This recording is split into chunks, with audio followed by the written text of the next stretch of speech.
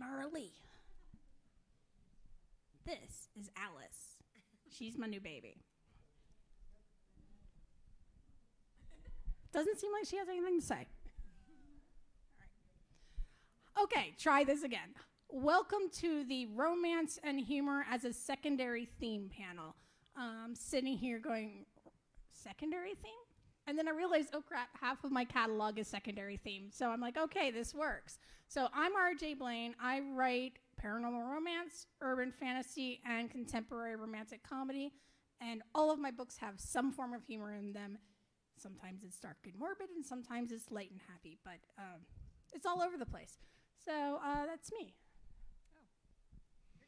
All right. Hi, everyone. I'm Claire Taylor. I write as H. Claire Taylor for my humor series. I wrote the Jessica Christ series about God's daughter growing up in Texas. And then I wrote the Killhaven Police series, which is a paranormal police comedy. So I write standard, like 100% comedy, and then I write it as a secondary theme. And I have a couple other pen names, which also have humor, but I won't bore you with that neuroses. And I'm Becky Monson. I write romantic comedies. I just finished my 11th book. I always say my tagline is it's humor with a bit of romance. So romance is usually my secondary genre in my books. Okay, so we're going to start this show. We'll probably go back and forth across the table. My first question is going to be, how did you start writing humor in your books, and why? I'm a lucky person. I just think that life is meant to be laughed at. And so I get a lot of my humor from watching the world around me, the people around me. I usually surround myself with funny people. My dad is actually a professional stand-up comedian growing up. And so now all he tells is dad jokes, so it's fine. That's what happens. You go from comedian to dad jokes. All puns. But anyway, so I learned by watching him, especially like timing. And yeah, I always look for the joy and the laughter and things. And so that's how I make sure that that's in my books. How I started writing humor? Okay, well, so when I was 14 years old, no, I wrote for a long time, and I never really finished anything because I would get bored with it until I started adding humor. And then that made it a little bit more unexpected for me. And so my first complete novel was a humor novel that is not available because it was not good. I took that off sale. And then I just kind of kept writing it. And then I guess I just get frustrated all the time. And so humor is like a really nice way to complain about things without people being annoyed. So that was kind of what I started doing with my satire series. I started off writing extremely dark epic fantasy in third person. There were sometimes I cracked jokes because it just got so dark it was unbearable. I'm like, oh no. Let's do something at least a little funny so they're not just like crying blood onto the pages after I torment their favorite characters. And then one of my friends was having a really bad month, and I'm like, okay, I'm going to just write something funny for her. That story became Playing with Fire, a magical romantic comedy with a body count, which is now the first book in a 19-book series. I have some regrets. But I thought, oh, well, you know what would be fun? Why don't I put a fire-breathing, meat-eating unicorn in Manhattan and cause some trouble? And then I quickly figured out laughter is really the best medicine, so let's throw it in everywhere I can, and along with the kitchen sink, because why not? And the win of that was, I believe, in 2017. And I haven't looked back since, mostly.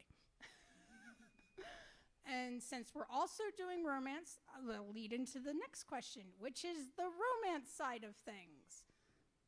The same. Like, my answer is literally the same. Beforehand, I had low-key, a male and a female character would meet. They might hook up at the end of the book, but there was very little actual romance.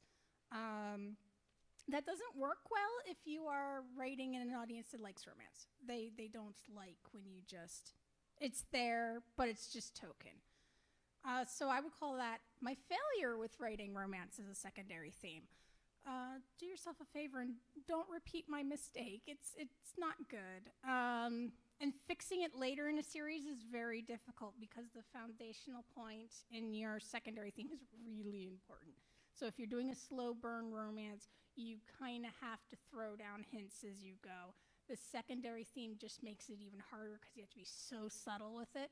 But when it gets there, the readers aren't confused. It clicks. It has to click. So humor and romance kind of came hand in hand for me. Couldn't do one without the other because people are funny, and when you get a good couple together, they're funny together. Otherwise, I kind of get bored. What's the question? How and when you started writing romance as a secondary theme. It can be primary too. Oh, okay, yeah. Well, I see humor and romance as really interconnected because they're both tension management in your story.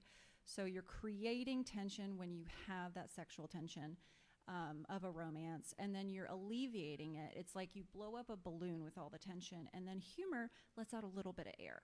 So you can manage it if you're getting a little too into the weeds or a little too emotionally heavy for your reader.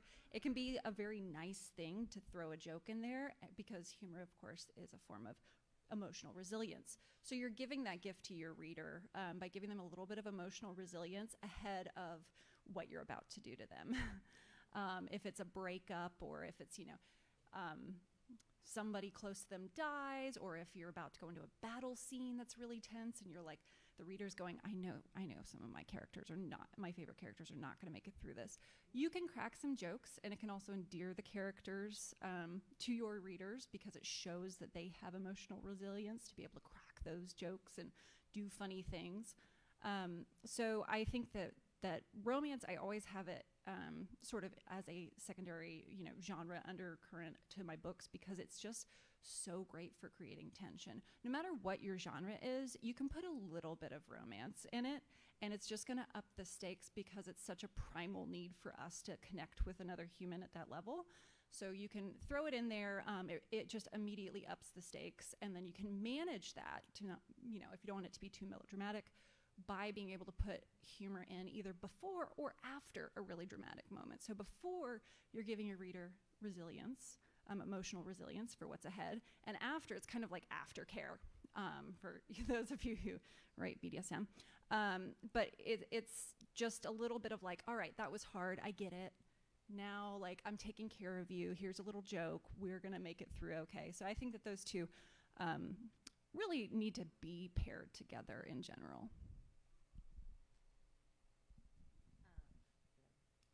I broke mine, sorry. Yeah, I would agree with everything that Claire said. I started writing romance because I will read any genre, as long as there's a little romance in it. So, and it doesn't have to be huge, it doesn't have to be the whole story. It just needs to be a little bit, something to keep me going with that. But then so yeah, for me, I wanted romance in my stories because it's what I like to read. And then, like she said, with humor, they're just such a good combination between romance and humor. And that's what I like to read, so that's what I like to write. I don't think the panelists are going to like me in a minute. So, when you are deciding to add your first secondary romance arc, how do you typically handle introducing the male lead or the female lead in comparison to the future romance interest that they will be meeting? So, for example, if you have a character who really likes books and you are deciding they're going to be partnered with somebody who hates books, how do you set up a secondary romance arc between these two conflicting character types? And you get to start the show, Becky. Okay. Well, for me, it's different with every book, how I introduce them. In my first book, he's like kind of like an undercover consultant at a company, and she doesn't know, and they meet when she's hiding under a conference table, and he is, yeah, and she was actually taking a nap at the conference table. It was a hidden conference room nobody knew about, but it became his like office for a time, and she got caught, and so she was hiding under the table when they meet. It just depends with every book, honestly. Every book, it changes when I bring in that tension. It depends on the characters when they want to meet, honestly, which sounds so dumb. Before I wrote books, I don't know if you guys all noticed it, you would talk about, like when other authors would talk about their characters as real people, I was always like, that's so stupid.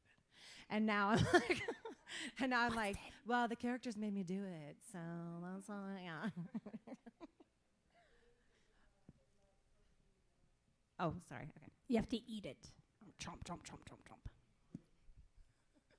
I don't know if I can match climbing under a conference table and taking a nap, but that sounds really fun. So when I'm creating pairs, in addition to fiction, I also do fiction consulting, and I do a lot of it based on Enneagram types, which is core motivations. So I like to figure out what two Enneagram types or what two, personality types my hero and heroine, or, whatever the pairing is, are going to be. And then there's going to be some sort of core conflict between those two types. And so I want to make sure that when they meet, and this is what I, help all the authors I work with as well. I want to make sure that when they meet, that conflict is on display, because that's essentially creating, your thesis statement for the romance. You're establishing that this is the thing that is going to come back up again, and it's the beginning, and then you're going to give them the resolution at the end. So, if you have a type who cares more about helping people. If you have a type 2, the helper, that is one of the 9 types of the Enneagram, they need to be needed.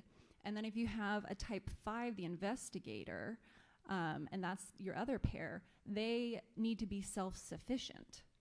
So one really needs to give help, and the other one really doesn't like taking help. So that would be a conflict that I would want to show in the meet cute, or whenever they encounter each other. If it's, if it's a secondary theme, just when they first meet, I would want it to be something where one is trying to offer help and the other absolutely doesn't want it. And you can make a pretty funny scene out of that if someone is trying to force their help on someone else because, they're at a lower place in their development at the start of the story. Maybe that person doesn't realize that they're forcing their help on everyone else and, have maybe a propensity for codependency, and the other one needs, what their arc is going to be is to learn to accept help and to not feel like they have to be an island. So you're really establishing both of their growth patterns in that initial meet. That's what I like to do. Can I just go what she said? Am I allowed? No? Yeah. Building off what both of these wonderful ladies have said, when I try to introduce my conflicting characters, I always try to make sure that while the conflict is on display, that the thing that they have in common is also on display. I find it's much easier for readers to form that initial pairing bond with a set of characters if they see that little glimmer of light in the darkness the same time they see that initial conflict. So they can go, oh, these two hate each other. But, so you're playing off the enemies to friends trope, essentially. You're setting them up where they conflict. They don't, on the surface, they don't look like they match. But when you build their relationship, you have that initial meeting point where there's something there for them. I find a good romance always starts with having that conflict, but also having that something else there that makes it go, these two could work. So and that's not something you can just write in a plot line, make it so these two work. The word chemistry when you are building these characters is so important. And humor really helps with that, by the way. So if you're writing this conflict scene and they both see the same humor in something, that can be your little glimmer of light in the darkness. And I find that especially when you're doing it as a secondary trope and you have to be really subtle with it. You want to make sure that that glimmer is equal to the conflict, so later on it's memorable for the reader, because you're not feeding them every other page of here's their romance, here's their romance, here's their romance. You might go 5 chapters without the characters talking to each other again with a subtle secondary romance trope. You might spend half the book where the character's like remembering the other character in that meeting because it was so foundational, but they're not even involved in the book for half the pages you have left. So I think it's really important to remember that when you're working it as a secondary trope, you have to be subtle. You have to, you can't just take your phone and smack Alice. You can't smack the reader over the head with it, but you have to let them know it's there. So we have 24 minutes left, and I'm going to do this slightly untraditionally. If you have questions, raise your hand, and we'll get a mic to you. We have a mic question. And if nobody has questions, I will then ask a question of the panel so we can get more. I was going to add on to what Claire was talking about with, is it Enneagram? Is that how you say it? Yeah. It's a great cheat in a way to help your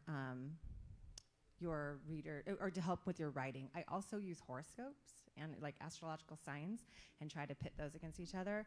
I also use disc profiling. You can find really easy quizzes to put your characters through to find out what they, so like disc, it's just 4 characteristics or 4 character types. And so like D would be, it used to be dominant, but now they've changed it to something more nice. But I can't remember, but you would want it would be great to have like a dominant character, like a type A character, and then you put in like a type B character, which would be like somebody who's an I, and put them together and see what they do. And they have a lot of cheats online for that kind of stuff. It's kind of a fun way to put your characters through a little, to figure out little things that they do that you can pit against each other.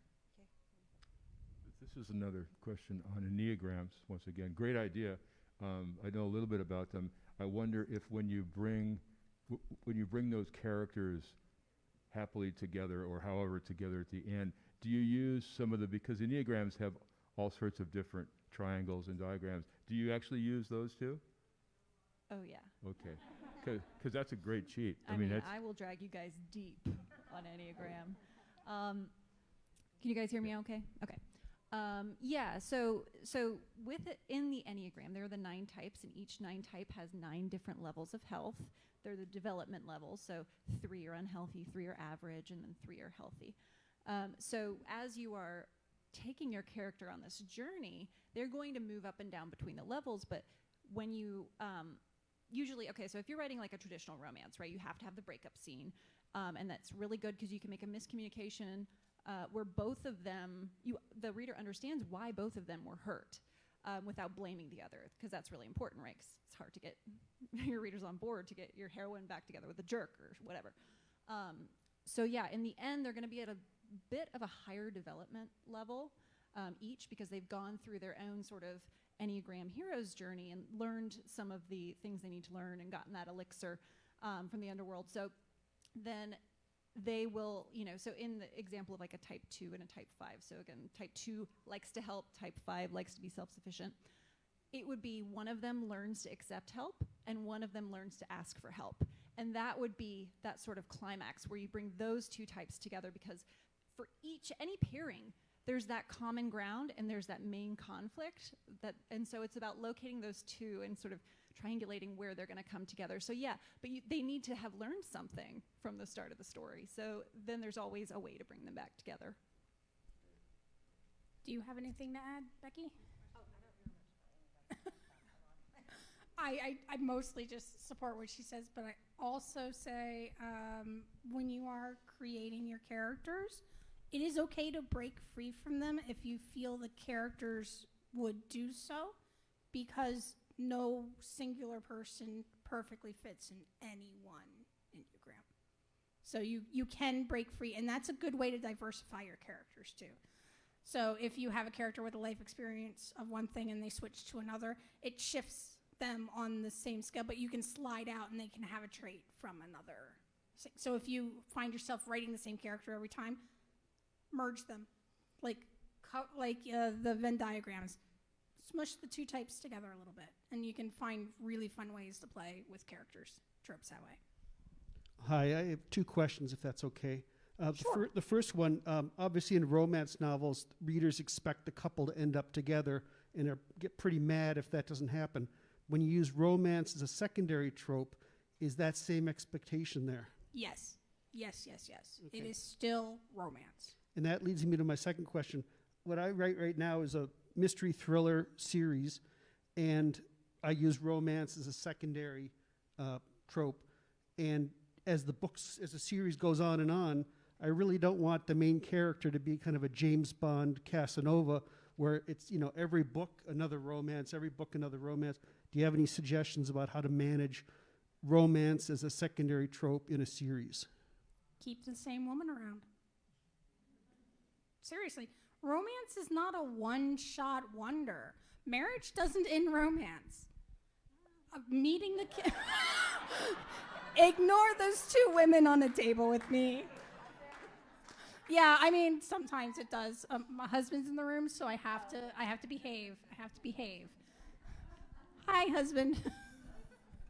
But romance doesn't end because the characters get married. It doesn't end because they've had sex. It doesn't end because you feel they've reached the pinnacle. Romance is a continual flow. You can have a pair of characters who are in a romantic relationship without getting official in any sort of way for years. I've had friends who have been dating the same person for 10, 12 years. They're not engaged. They have no desire to get engaged. They love each other, and they just continue having their romance. So if you're not wanting to jump women, keep the romance to the same woman. I actually have a series with the same couple that goes through it, and it was hard because it's not really what I like to read, but if you just keep kind of upping the stakes between the couple, causing them conflict, that will make them either have to kind of change their personalities to come together, or even one of the books, they kind of broke up and then ended up back together, so they still had their happily ever after again at the end of the book. And so you can just kind of keep changing and evolving their relationship and throwing things at them to help them, and that their conflicting personalities, or keep pushing them together, push them apart, push them together, kind of thing. So Also, one of the benefits when it's a secondary theme, I guess, is that they don't have to get together by the end of the first book. You want to drag that out as much as you can. You want to be a little bit sadistic about it, right? Because the longer you drag it out, the more satisfying it'll be when it happens. But as soon as that happens, you've just lost that tension that you've created, right? You've basically just popped the balloon, right? Unless it's like maybe they hook up and then the next morning a husband comes out of nowhere and is like, and then you're like, ooh, okay, back at it.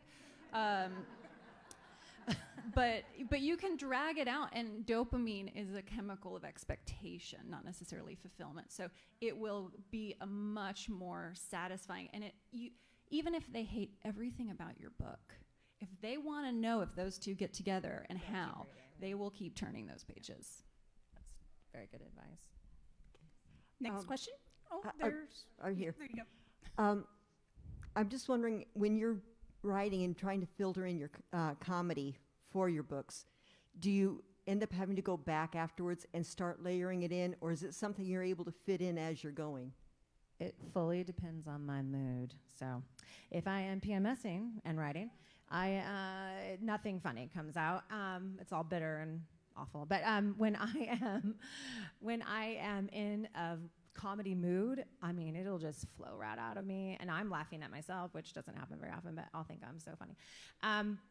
But then that's when I'm in that mood, is when I go back and pepper it in. So I'll be like, oh, this chapter was real lame, so I'm going to go back because I'm in the good mood, and I'm going to pepper it in. So you can totally pepper it in. And actually, for me, sometimes it helps to listen to a really good book. I love to listen to books. A really good book with really good comedic timing. And I am not ripping off their timing. It never works out that way because my humor is different than theirs, but it just gets me in that mode. It gets me going in that thought process, and then I can go back and add that in. Question? Oh, I just want to add on to what she asked really quick. So humor is a social experience. And so sometimes it can help to write it, forget about it, and it's almost like you're going to be surprised and you're going to have that initial shock when you come back to it, and that can create more humor from it when you don't actually have like a social situation where you can run your jokes by people. Then that is another way to process it. And I'm the same. It's like I'll have in my manuscript like insert funny shit here. Like, please, later brain, can you be funnier? And then just try and fill it in. But sometimes it's spontaneous, and that's nice. See pun, will pun. Yeah, so if I see an opportunity for a pun, I'm dropping that pun. Generally, my characters, the humor will write itself. I find my comedic timing happens when I start getting really cranky because the book is so tense. I'm going to start dropping puns. Because if I'm getting cranky as the author because it's so tense, it's time for a tension break. And part of my writing process is I write and I edit and I write and I edit, and I'm editing as I write the entire book.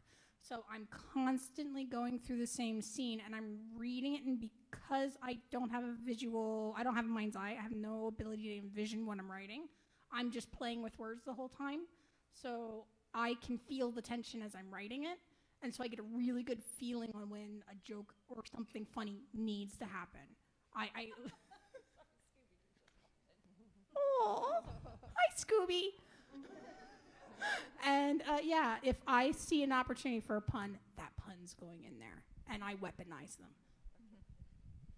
Hi, rom-com writer here, and Becky, I love your stuff. I'm so happy to see you. And I was wondering, because I really love the way that you find the balance between the romance and the comedy. And I was wondering how you, through your experience, how you managed to find that balance. Is it always the same? Is it instinct, or did you have to do some research and reader work? I'm just starting out. I definitely get it, or learned it by reading authors that I loved and thought were funny. That's how I learned to do it. And like I said, you're not copying, you're not copywriting, because you're going to make it your own anyway. But if you like a certain kind of tempo, or the way they're bringing the characters together, where you're adding some funny moments, some sad moments, and you're intermixing those. But yeah, the best way for me, the best research I can do is reading other authors that write just like I want to write. If the name tags are right, Claire, you're in the middle? Yep. I'm sorry, I walked in late. My question is, you were saying that if you have a romance that goes through several books and then you want to keep building the suspense, I thought there always had to be a happily ever after, so then how do you deal with that on each book? So if it's not straight romance, if it's something like thriller with romantic elements, you don't have to have a happy ending at the end of each book for that specific element. They don't have to get together at the end of the book. They could maybe take a step closer and hint towards it. That would be fulfilling and satisfying for your reader to see that, like, ooh, there's promise in the next, maybe this one. I know Jamie and I read a lot of the Cormoran Strike books, and there is that sort of ongoing will they, won't they. And I mean, when the last one came out, I was texting Jamie. I was like, I can't get to the audiobook yet. Like, it's not in from the library. Tell me, do they get together? You know, like we were being lunatics. But so it doesn't have to be resolved. You know, usually you don't want to kill off a character, even if it is something like a thriller romance, and you're like, yeah, they're about to get together, and then I'm going to shoot one. You know, it's like, oh, that's okay. Speak to your therapist. You know. But yeah, you can drag it out, so you don't have to wrap it up. That's called Happily for Now.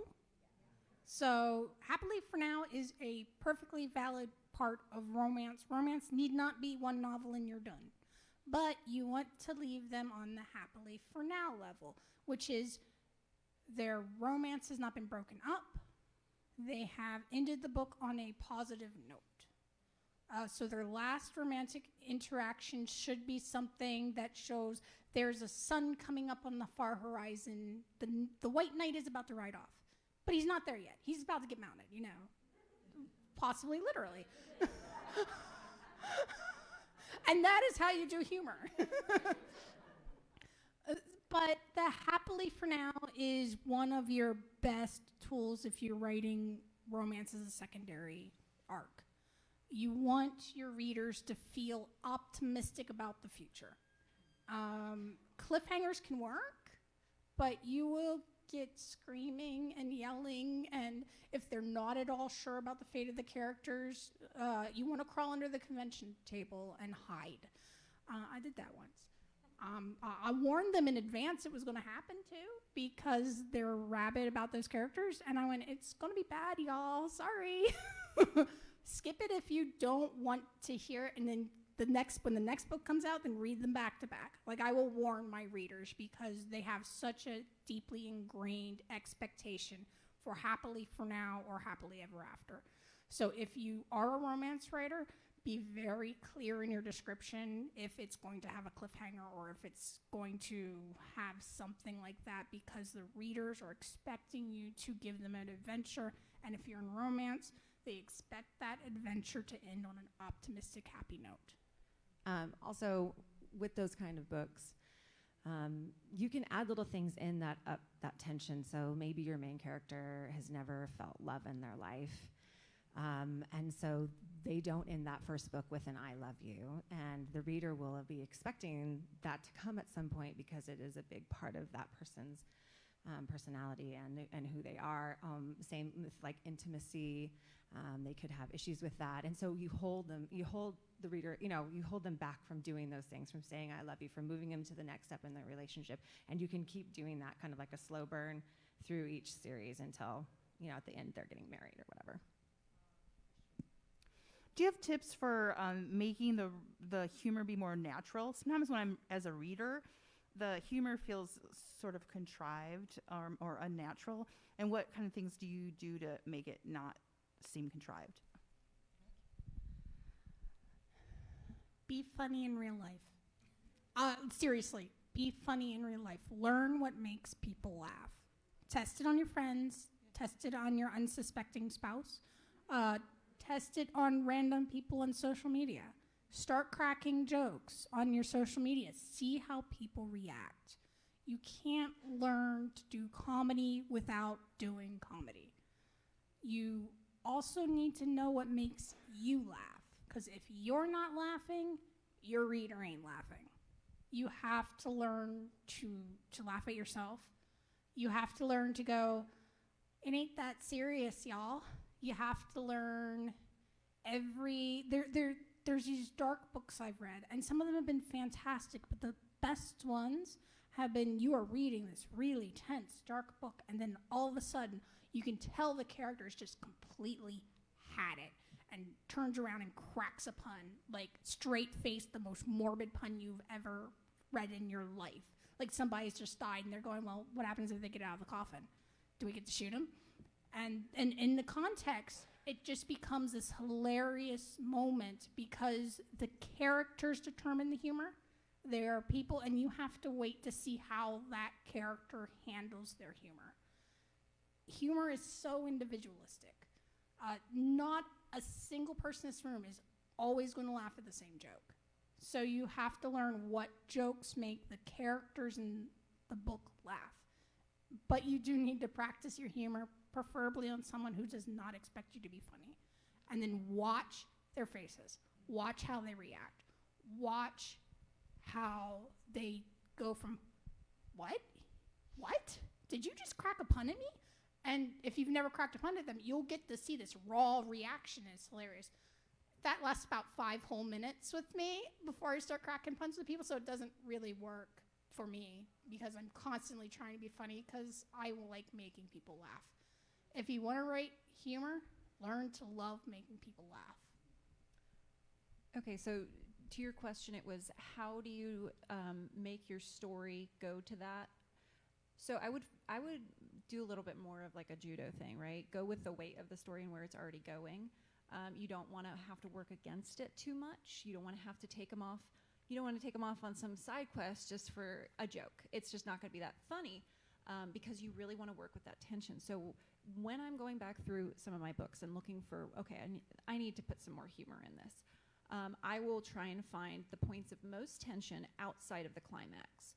because you don't want to undermine your climax, because that is where you are passing a verdict on your theme and, on your character's growth. So it's really important to the whole, purpose of the book to not undermine that. But if you go and you look for other places, it's easiest to get a laugh where there's more tension. So going back to that balloon analogy, you're going to have more pressure coming out of that valve when the balloon is more full than when it's not. So the points that are, really low tension and there's not a lot at stake, you can crack some jokes, but it's going to be a different kind of humor, and it's not going to be as tension based. It could be, you could start an inside joke at that point. Maybe someone messes up and it becomes, they say the wrong thing, and then you can bring that back. So that would be where you would establish any ongoing jokes, so that during those points of high tension, you can just reference back. And that callback is going to make, not only make people laugh, but it's going to make them feel like part of the in crowd. Do you have anything to add?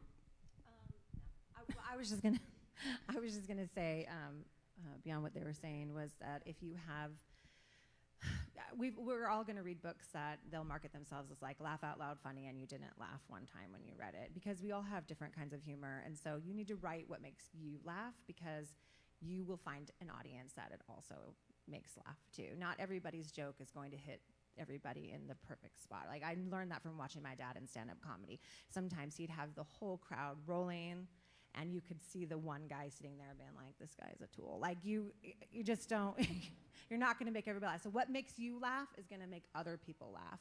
So just, and you can take that, say it's like a thing and you're just like, this is not where I want it to be. It's not as funny as I want it to be. I would, like she was saying, I would try it out on people. I'd be like, do you think this is funny? And if they do, they'd be like, okay, I've hit a chord. That's just an idea. We have time for one more quick question. I read somewhere that someone said, death is easy, comedy is hard. And listening to you guys talk, I've been trying to figure out, are you telling jokes, like comedian, like puns, or are you doing the beats of your genre humorously? Like, if you're doing an investigation and they meet because she's napping under the conference table, I'm rolling. I mean, I think that's a riot.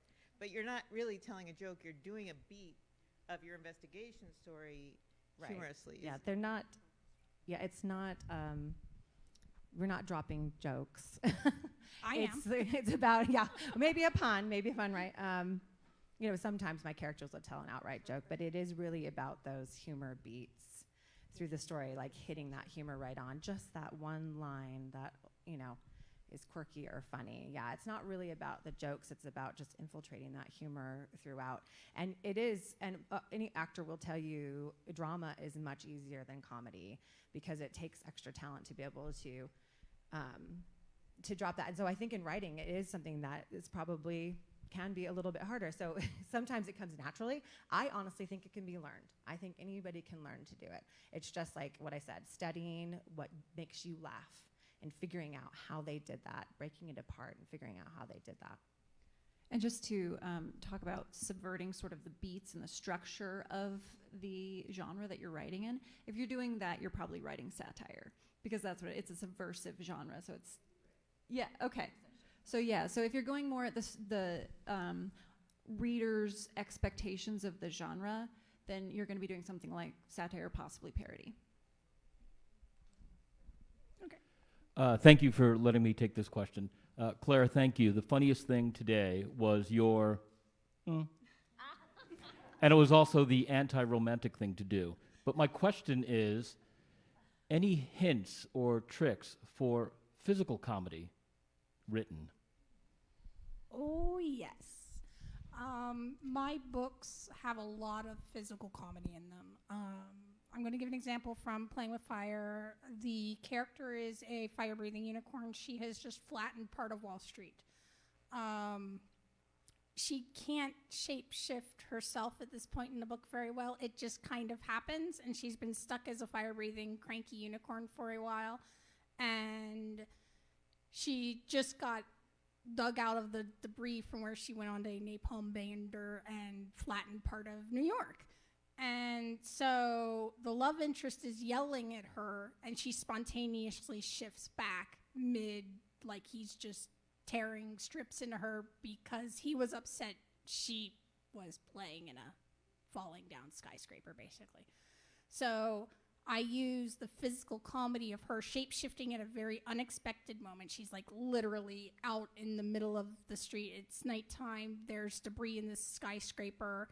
It's this really high-tension moment. And she's now naked and human on the middle of the street, and she collapses against her love interest there.